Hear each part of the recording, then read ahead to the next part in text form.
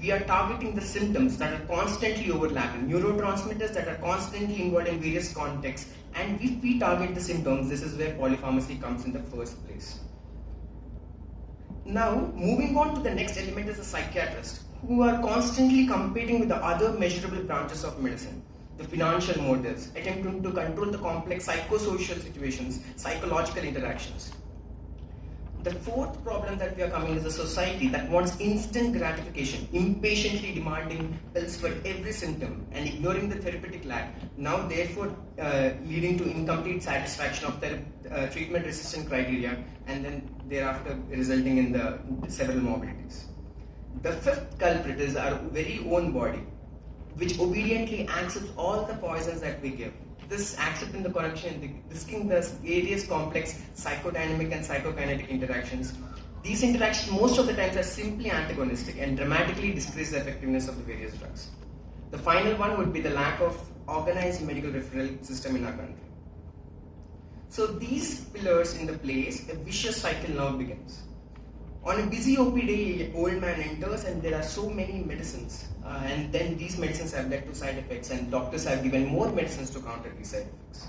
And because there are so many medicines and side effects and he doesn't have the money to buy them and probably is missing a few drugs, they result in non-compliance.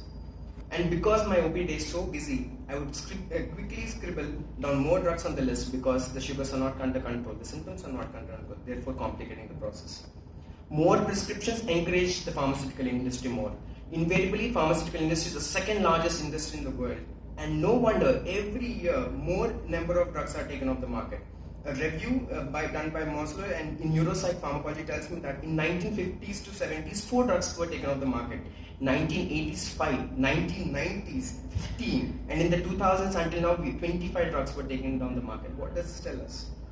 No wonder there are only more treatment-resistant conditions every day. No wonder the industry is only still growing. But is it in the right direction is the question that we need to answer today. So before we end the debate of what is being done, it only makes sense I take this opportunity to tell what Zygmunt and Bleer tells us in the framework to avoid irrational polypharmacy.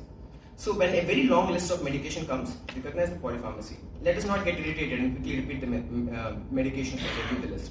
Let us check the interactions, check the complaints, check the timings of this dosage, check the diet, start low if you're starting a new drug, and let us stop at the least dosage effective for the individual client.